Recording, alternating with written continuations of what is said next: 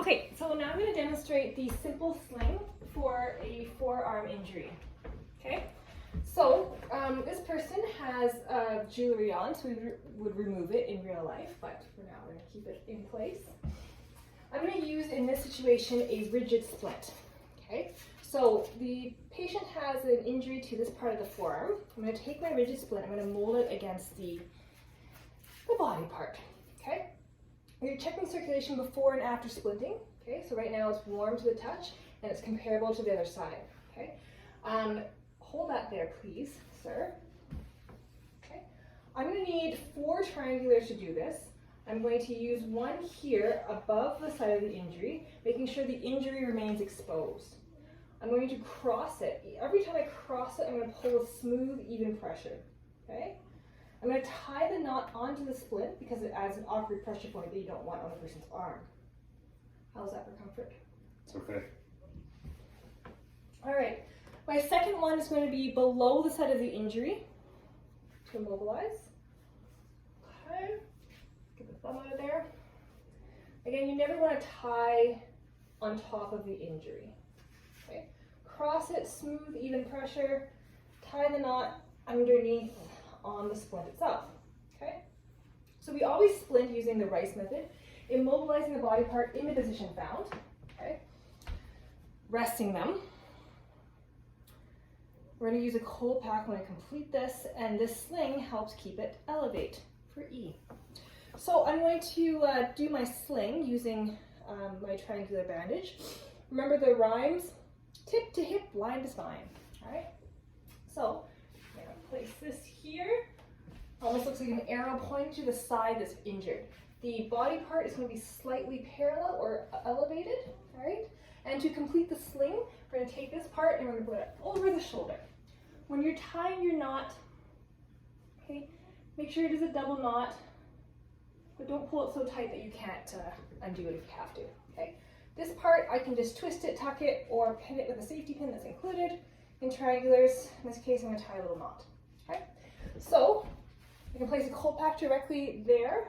It is protected with the sling, so you're not going to get frostbite on that. I can check the extremity. It's still warm to the touch. We are ready to go to the hospital. Okay, so everyone's going to try that one out.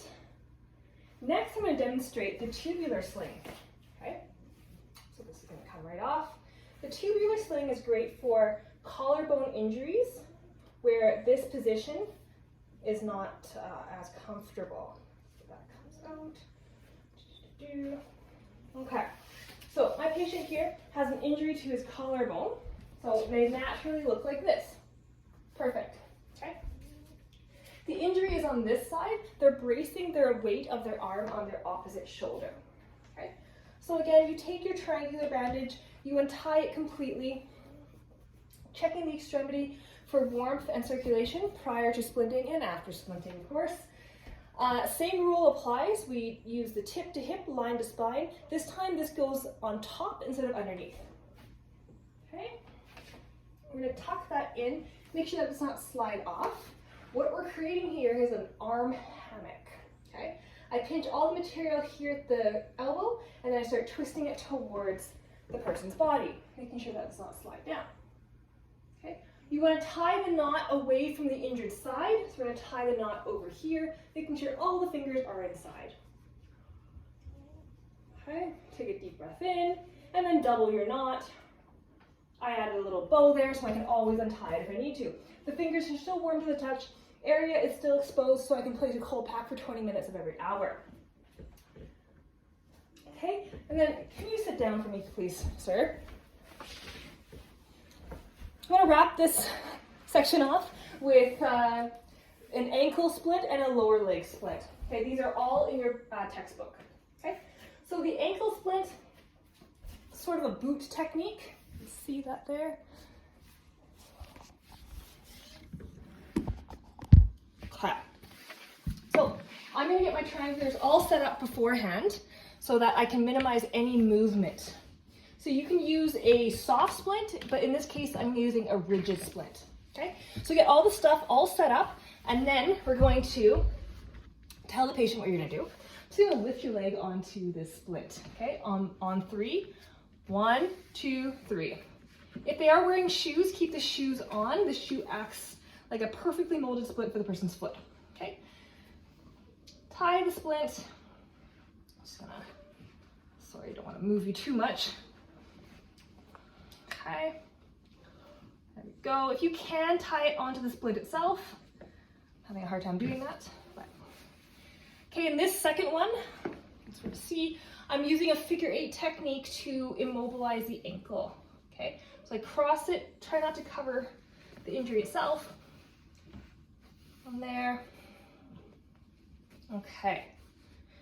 So they can still feel their legs. I checked it both before and after splinting. You can see that at... There we go. Beautiful. Okay, last one is the lower leg splint. Okay, so I'm going to use a few different techniques here. I'm going to use an anatomical splint. I'm immobilizing the injured body part against the non-injured body part. And then I'm going to place a towel in between the soft splint to immobilize it all together. Okay, so lower leg injury. Okay, this portion of the body, I'm going to take the soft splint, place it between the legs. Okay. People have hollow areas underneath their ankles as well as their knees. You can feed your triangular bandages in those areas. Okay, so I'm gonna, without even moving. Okay, try not to tie knots onto the joints themselves. I'm going to tie knots onto the splint.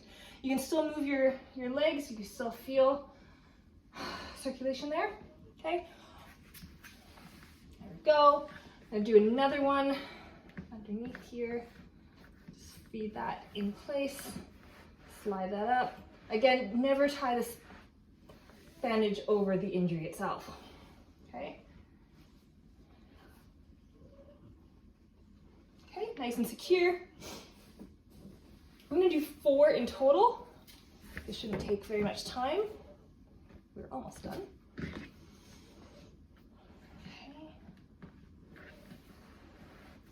So the injury is right here on this part of the leg. It's exposed so I can monitor it.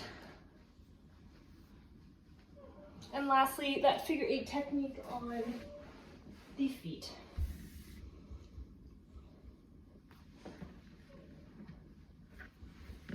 Okay, so you cross, there we go. And then I'm going to, I don't have any more slacks, I'm just going to tie the knot right there. Okay. So can you still feel your toes? Yep. Good. And that is the lower leg splint.